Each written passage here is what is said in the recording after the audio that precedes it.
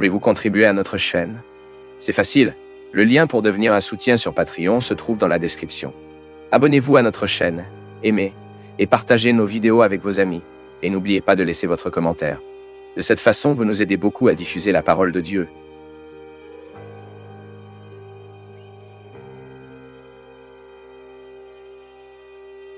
Père, savez-vous quand nous ressentons un poids en nous, peur que tout puisse mal tourner? Ouais, je me sens comme ça. Savez-vous quand une personne se sent perdue au milieu de la confusion? Ouais, c'est moi. Voilà comment je me sens. C'est une tristesse dénuée de sens. Même les autres incitatifs font de même, je les encourage à ne pas avoir peur, mais je m'éprouve beaucoup de cette peur.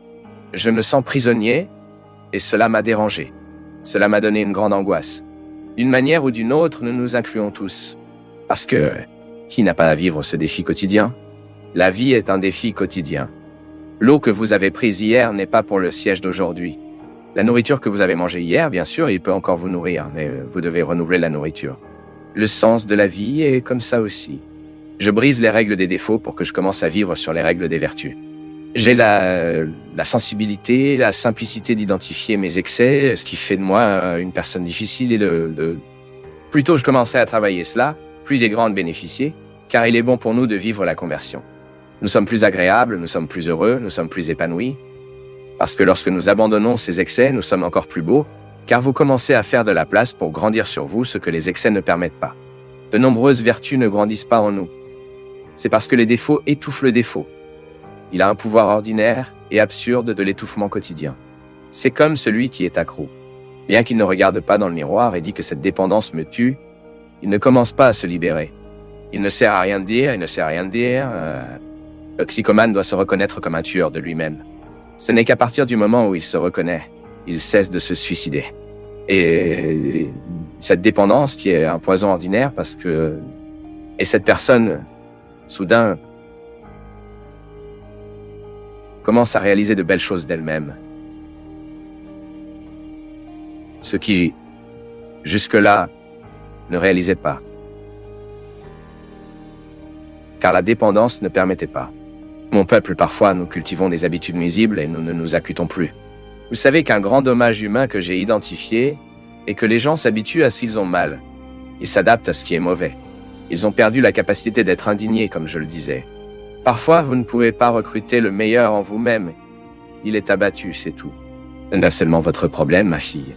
Nous tous, si nous ne nous occupons pas de nous, perdons cela référence de la réalité. Ce que nous devons vraiment faire. Pourquoi? Faites-le pour obtenir le meilleur d'entre nous. C'est la conversion. Lorsque je perds la capacité d'indigner avec ce qui est mauvais dans mon ambiance, je perds le pouvoir de transformer. C'est l'indignation qui me pousse vers le changement. C'est un dommage que nous ne pouvons pas mesurer. Quand un être humain s'habitue aux défauts qu'il a, parce que parfois les gens oublient de permettre à Dieu de transformer leur cœur, parfois ils ne transforment que l'aspect extérieur. Mais qu'en est-il du cœur?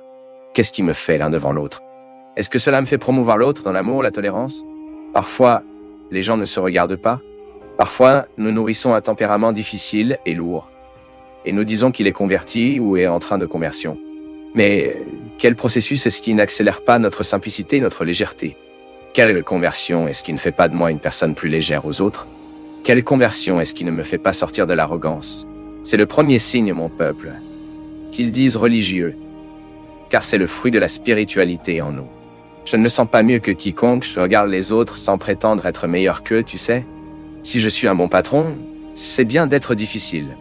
Le bon patron est généralement difficile, exigeant mais jamais arrogant, exigeant mais jamais intolérant, exigeant mais pas insupportable. Et j'ai la possibilité de choisir d'être une réponse positive ou d'être une réponse négative. Je peux être une réponse évangélique ici, sur la base de ce mot, ou je peux être une réponse impie, qui n'a aucun engagement vers le caractère sacré de la vie des gens. Je peux être une réponse chrétienne qui favorisera de bonnes relations d'amitié, des relations fructueuses et aimantes. Vous pouvez être une réponse positive en tant que mari dans la vie de votre femme, dans la vie de vos enfants. Vous pouvez être dans la vie de votre mari, vos enfants, vos frères. Vous êtes sorti du lit. Vous commencez à être une réponse au monde. C'est intéressant. Quand je me rends compte qu'un sacrifice, un geste de renoncement m'aidera à enfreindre le pouvoir des règles des défauts. Parce qu'un être humain qui vit adapté à ses lacunes, Un être humain qui vit sous les règles de ses défauts, il est insupportable. Il est difficile au travail. Il est difficile au sein de la famille. Pourquoi? Parce qu'il est un porc-épi. Vous êtes toujours prêt à jeter vos épines sur les autres. Il est difficile pour lui-même. Si je m'habitue à ce qui est mal en moi, si je m'adapte à ma jalousie, si je m'adapte à ma vanité, si je m'adapte à mon envie, à mon intolérance, oubliez-le. Vous ne pouvez pas vous attendre à une transformation de moi. Et c'est pourquoi donc j'ai besoin, je le répète, des gens qui ont le pouvoir de me faire voir mes adaptations. Je continue de penser, mon peuple, que tout le monde est une réponse au monde. Je suis une réponse. Il y a une question qui est posée quotidiennement, sans qu'elle soit formulée avec des mots. Chaque fois que je m'annonce au monde, je suis une réponse. Aujourd'hui, dans un magasin où je viens regarder quelque chose, je suis une réponse. Une réponse humaine. Je suis le résultat d'une histoire, je suis le résultat d'une éducation, je suis le résultat de relations. Je ne suis pas par hasard. Je suis une réponse qui marche, qui parle, qui pense, qui vit. Et chaque fois que je me mets, chaque fois que je pense qu'un chrétien, je sais dans cette opportunité, je dois être une réponse positive au monde. C'est comme quand nous abordons quelqu'un et nous le sommes. Soudain, vous vous rendez compte que l'autre était heureux, parce que vous êtes arrivé. C'est une réponse qui plaît, n'est-ce pas? Quand j'ai peur aux autres, je dois passer en revue ma conversion très honnêtement. Je ne comprends pas ça, tu sais? Quand moi, dans l'exercice d'être qui je suis, je distrais les gens. Fini qui n'existe pas. C'est comme ça que vous arrivez dans un endroit et ne saluez pas qui est là parce que vous pensez que vous êtes le meilleur. La bonté de l'histoire? Combien de fois voyons-nous cela? En passant par le bâtiment, le portier qui est là. Mon Dieu, cet homme participe à ma vie. Il peut ne pas entrer dans ma maison tous les jours, mais je le passe tous les jours. Vous pouvez observer. Les gens très difficiles sont difficiles pour eux. Avant d'être insupportables pour les autres, ils sont insupportables pour eux-mêmes. C'est pourquoi ils ont tant de difficultés à gérer, à être avec les autres, être déterminant des bonnes choses. Le sens de la vie doit être cultivé quotidiennement. Vous ne pouvez pas abandonner la culture un jour. À quel point nous sommes importants de vivre la dynamique de la déchirure de nous, tout ce qui peut être un obstacle à notre réalisation. Cette surprise quotidienne de penser que lorsque nous acceptons la simplicité en tant que projet de vie, nous sommes plus accessibles à l'autre. Nous ne mettons pas autant de barrières à l'autre pour arriver.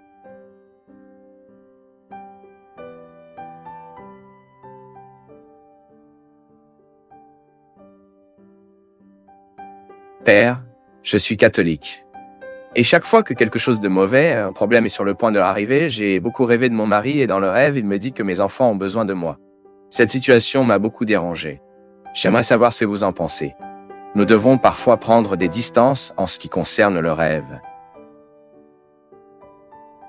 Ce que nous avons avec ceux qui sont morts, les messages que nous recevons de ces personnes, même parce que notre foi chrétienne ne nous permet pas,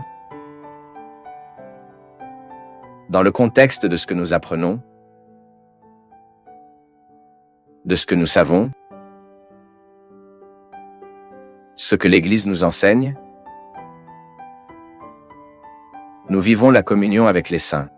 Ainsi, tous ceux qui sont morts participent à cette communion, mais l'Église ne croit pas à cette communication avec les morts. Nous respectons ceux qui croient de cette façon. Nous avons donc un moyen d'interpréter, souvent, ce que nous appelons le message par les rêves. La science a beaucoup évolué pour comprendre les rêves. Nous avons déjà un arsenal très intéressant pour que nous puissions faire une analyse des raisons pour lesquelles nous rêvons.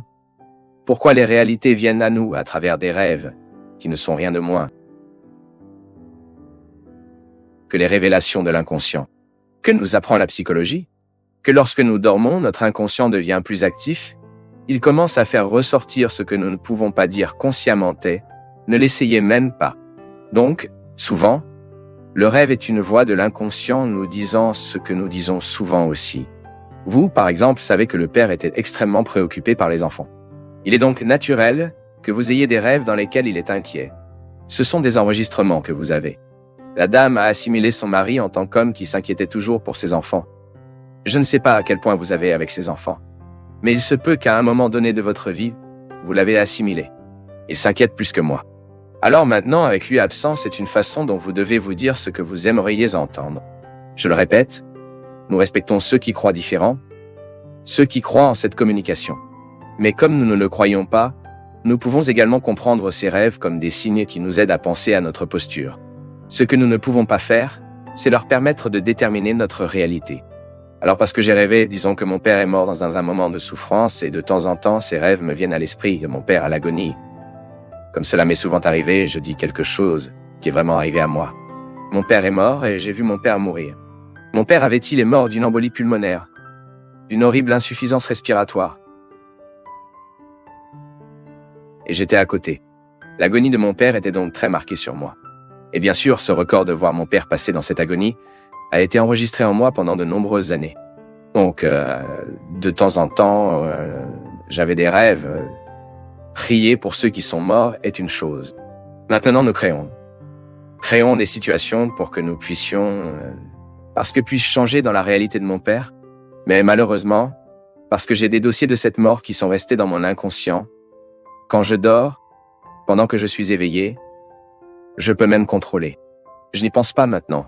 Je remplacerai cette mauvaise image de la mort de mon père par de bons souvenirs tout au long de sa vie. Et je fais cela parce que mon conscient est un outil qui m'aide.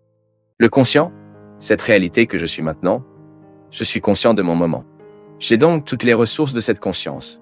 Je vais penser à sagement, je pense avec la rationalité, je vais le dire non, les morts ne reviennent pas, les morts ne pourront rien faire ici maintenant. Égal pour avoir peur qui est mort. Vous rationalisez la peur. Pourquoi ai-je peur si je sais qu'ils ne peuvent pas revenir en arrière et me faire du mal? C'est donc ma conviction. Ce n'est peut-être pas le vôtre. Je parle à ceux qui croient comme moi. Je ne crois pas qu'un mort peut me dire quelque chose. Maintenant, je crois que tout le souvenir des morts en moi peut me le dire. Pourquoi?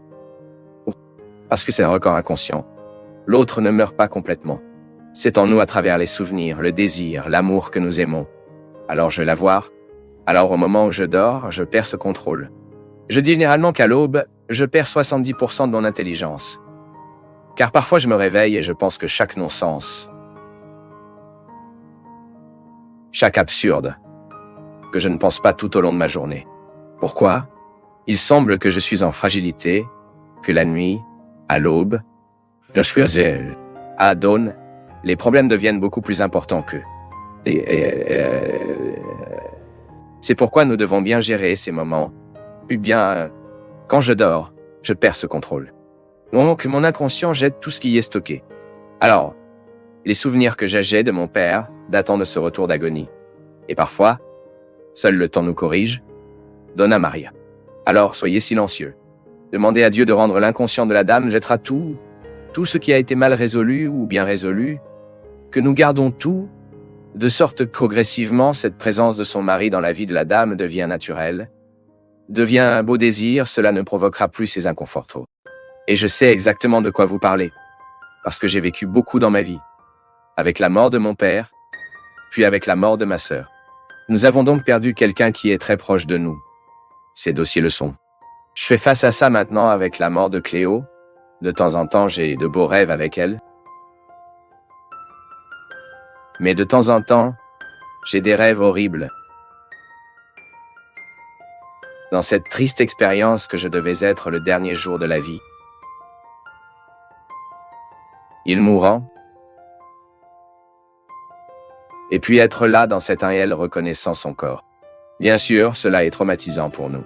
C'est une personne que vous aimez, est une personne qui a jusqu'à présent pris soin de vous, qui était votre amie, qui était votre sœur, qui était votre mère.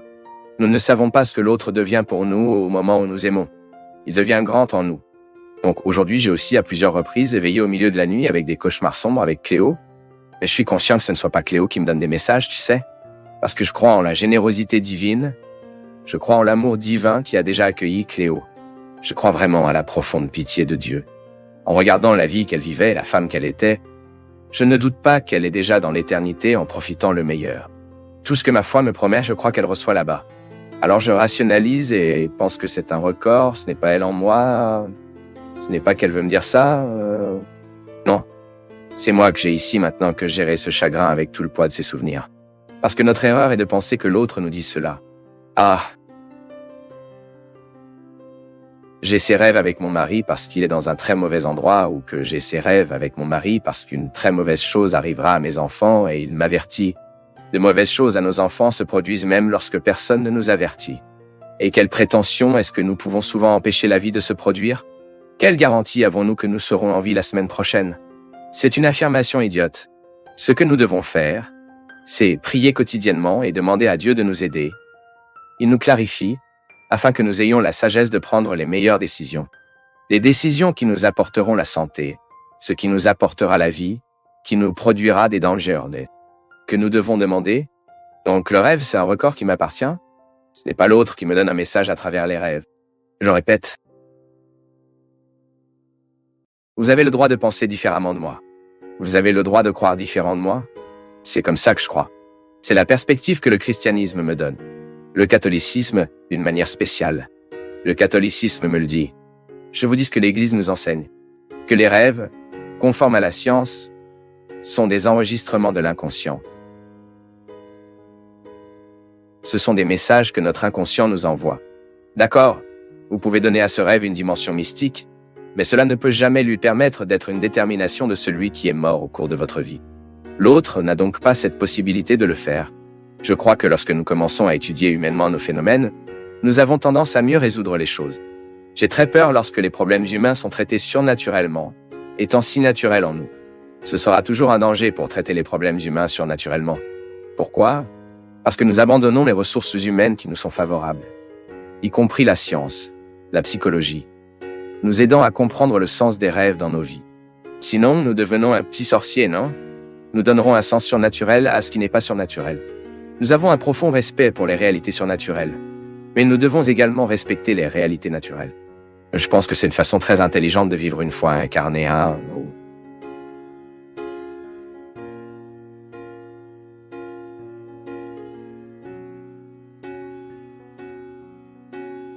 Plus grand bien? Quel est le miracle que vous aimeriez que vous fassiez dans votre vie? C'est le premier grand défi que nous avons dans la vie pour apprendre que Dieu vit en nous. Et c'est le principe fondamental de toute religion. Pour nous apprendre que nous sommes un saint temple. Vous savez que vous êtes un territoire sacré, habité par le sacré. Cela fait toute la différence. Car cela vous fait changer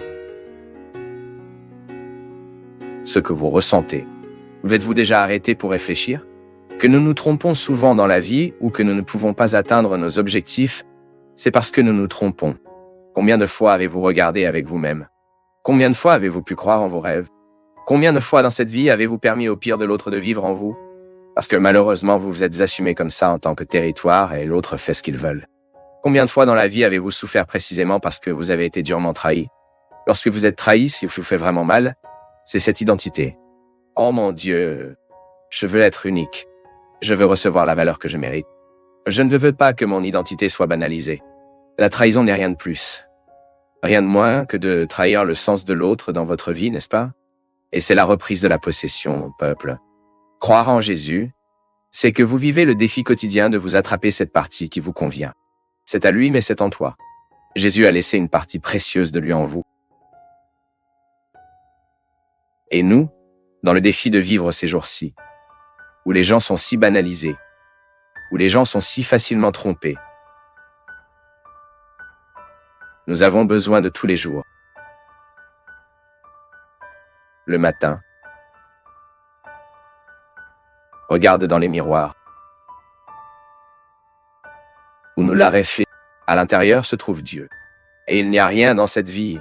Personne n'a le droit d'entrer dans ce sol sacré que je suis, banalisé. Le cœur n'a même pas de porte, mais celui qui ira à l'intérieur, en Dieu. Je suis un territoire sans frontières. Le cœur n'a pas de porte. Mais qui envoie ici est Dieu. Je suis sûr qu'aujourd'hui, il y a beaucoup de femmes qui doivent s'en souvenir. Il traite plus affectueux, voyez-vous. Il y a beaucoup de femmes ici qui a besoin de chanter ce refrain à l'oreille de son mari. À l'intérieur, avec Dieu, il y a beaucoup de petits amis qui a besoin de chanter cela dans l'oreille de son petit ami, non? Regardez, je ne suis pas un objet, non, vous voyez? À l'intérieur, avec Dieu, il y a beaucoup d'amis qui ont besoin de se chanter. Parce que le véritable amour, mon peuple, ce dont nous avons vraiment besoin, C'est celui qui nous aime avec amour similaire à ce que le Seigneur a pour nous. Je dis toujours ça. Je remercie vraiment les amis que Dieu a mis dans ma vie et qui sont capables de m'aimer comme il aime, avec la liberté, de manière responsable, en voulant de mon meilleur. Si vous découvrez quelqu'un qui vous aime, oui, en voulant toujours votre meilleur, et même si, de temps en temps, vous devez vous tirer l'oreille pour ce que vous faites de mal, levez la main dans le ciel. Vous êtes plus susceptible de vous entraîner que celui que vous n'avez pas. Nous devons apporter cet apprentissage dans nos maisons. Nos maisons sont souvent des endroits où nous sommes si manquants, où nous manquons tellement de respect. À l'intérieur de notre maison doit avoir Dieu, sinon nous ne travaillons pas. Et la religion est cette heureuse opportunité que nous devons réaliser cette certitude que Dieu habite même le pire de tous les êtres humains. Je suis un territoire sans frontières que le cœur n'a pas de porte, mais quiconque règne ici est Dieu le Père du Père, vient plus de chance et mon Seigneur qui me guérit et qui ici n'a pas besoin d'être guéri de temps en temps. Tout le monde, n'est-ce pas? Je dis toujours, mon peuple, que le plus grand défi de chaque jour et à chaque fois est de savoir comment nous occuper. Ce Dieu nous enseigne. Ce que Jésus a fait précisément dans la vie des gens, c'est de leur apprendre à vivre avec eux.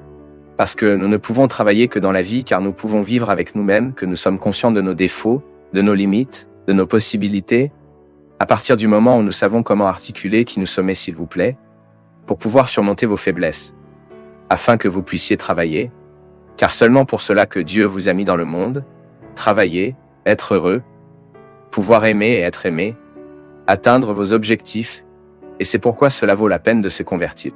La conversion est l'opportunité que nous donnons à Dieu pour nous aider à gérer nous. Parce que le jour où nous apprenons à nous occuper, où nous ne sommes pas en baisse, mais nous nous efforçons de nous retirer chaque jour, personne d'autre ne peut nous tenir.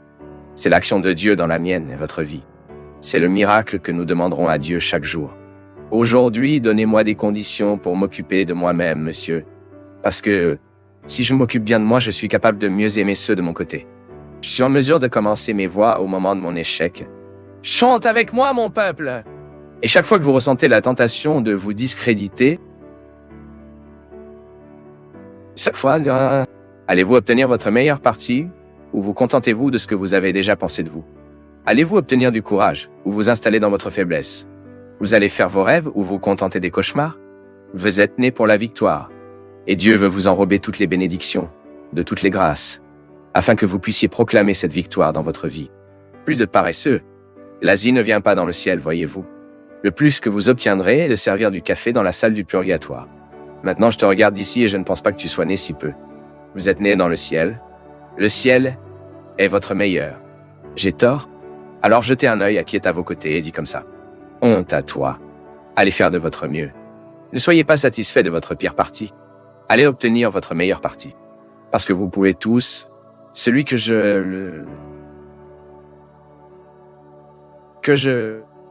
Cette dernière phrase doit être très élevée, pour être très belle.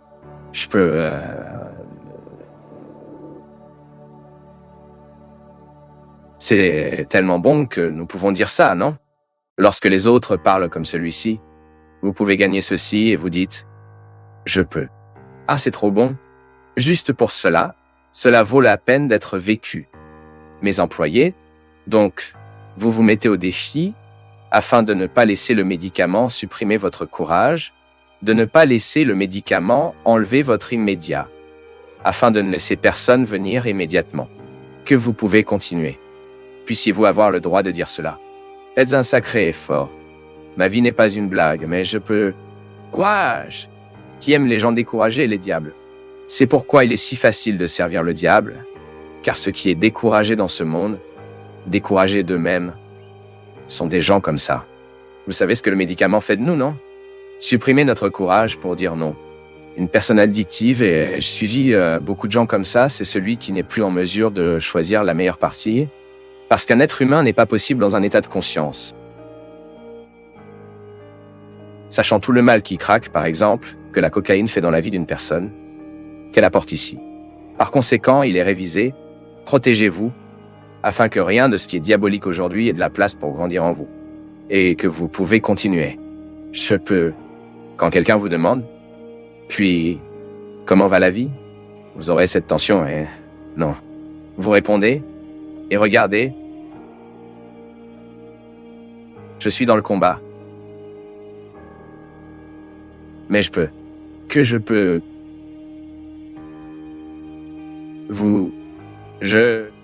Jésus, j'étais dans la chambre d'hôpital quand j'ai vu le souffle de mon père se terminer, ce petit gadget qui montre un signe, non? Et voir la vie de mon père partir progressivement. Vous savez qu'après si longtemps, après cet événement, grâce à Dieu, dans mon cœur, je ne suis pas visité à aucun moment pour un sentiment de remords. J'ai peut-être beaucoup mal dans ma vie, mais Dieu merci, je peux dire que je ne me suis pas trompé avec mon père. Je pense que j'étais un bon fils pour lui. J'ai aidé, travaillé avec lui dans la construction, imaginez, c'était un garçon travaillant avec mon père. Mon père était un maçon.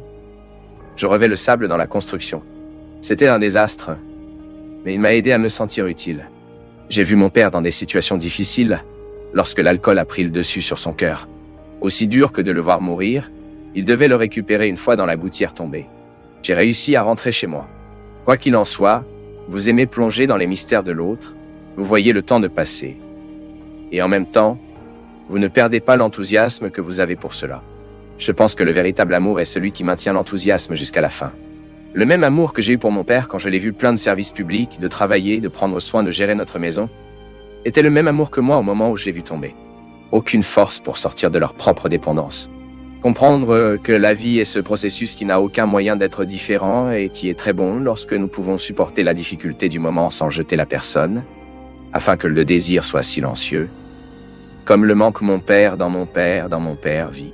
Je ne sais pas à quoi ressemble ta relation avec ton père, je ne sais pas comment c'était, mais je te dis que cela vaut la peine de vous défier au moment de votre faiblesse. Au moment où vous voulez soudain vivre la commodité de ne pas l'aimer bien, de l'oublier, de ne pas pardonner, de ne pas être à vos côtés au moment où il a besoin de vos côtés. Je souhaite que l'amour, quand il est bien aimé dans le présent, c'est un oreiller très confortable à utiliser. Je souhaite que votre amour à votre père dépasse le temps, pour une vie, et qu'il ait un bon désir de vous souvenir. Votre mère est-elle maintenant ou non? Je veux que tu chantes une chanson pour elle, peut-il l'être? Votre maman est-elle à la maison? Réfléchissons-y maintenant. Mère, un merveilleux désir pour toi. Profitez de chaque instant de cette femme. Car elle est gardienne de ses souvenirs les plus secrets et les plus précieux. Attends ma mère, je reviens. Qu'est-ce qui me manque un baiser de toi? Un valio des matins couvrant les fleurs et un rayon de clair de lune qui était si mon âme inédite sans précédent. Permettent au Seigneur de visiter son cœur aujourd'hui. Permettez aujourd'hui le Seigneur de faire en vous ce que lui seul sait. Vous ne pouvez pas venir ici par hasard. Dieu vous a amené ici pour une raison très simple. Il veut habiter votre cœur. Il veut faire partie de sa vie. Pas comme un fardeau à prendre, mais comme une amitié à vivre. Aujourd'hui, Jésus frappe à la porte de son cœur et veut être son ami. Aujourd'hui, il veut changer la façon dont vous le regardez. Je sais que tant de fois il avait l'air effrayé, peur ou même avec mépris, pensant que Dieu ne s'intègre pas dans sa vie. Aujourd'hui, le Seigneur vous a amené ici pour modifier cela et, dans votre cœur, avoir la possibilité d'atténuer vos charges de ce qui est lourd en vous aujourd'hui. Permettez à l'action de Dieu aujourd'hui de vous libérer de tout ce qui est lourd dans votre histoire. Permettez aujourd'hui à l'action du Seigneur de faire dans sa vie de la même manière que dans la vie de David de Magdalène, John Lila, modifié pour le mieux. Permettez au Seigneur d'essuyer votre larme aujourd'hui, de guérir du traumatisme, de vous libérer des vices, de mettre de l'espoir dans votre cœur désespéré, de joie dans la santé attristée de ce que vous êtes malade. Mais, surtout, de l'amitié dans le cœur qui ne sait pas encore être son ami. Permettez au Seigneur de visiter votre maison aujourd'hui, votre vie. Dites-lui avec moi, visualisez ce visage du Seigneur. Visualisez ce visage de Jésus avant vous, proposant l'amitié. Puissiez-vous vous emmener avec vous, afin que vous soyez plus heureux, que vous puissiez lui recevoir toute la force, toute la grâce et toute miséricorde. Aujourd'hui, c'est Jésus devant votre cœur, en regardant dans vos yeux, s'il vous plaît, un message. Il entre dans ma maison, entre dans ma vie, bouge mon acte, guérisse toutes les blessures, enseigne à avoir la sainteté. Je veux seulement aimer toi. Parce que le Seigneur est à moi.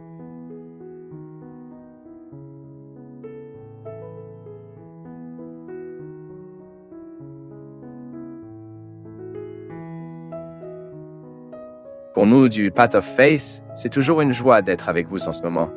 Partagez vos perceptions sur le sujet d'aujourd'hui dans les commentaires, montrez votre soutien en aimant la vidéo et aidez à la partager en l'envoyant à vos amis. Abonnez-vous à la chaîne pour rester connecté avec nous et recevoir nos nouvelles vidéos.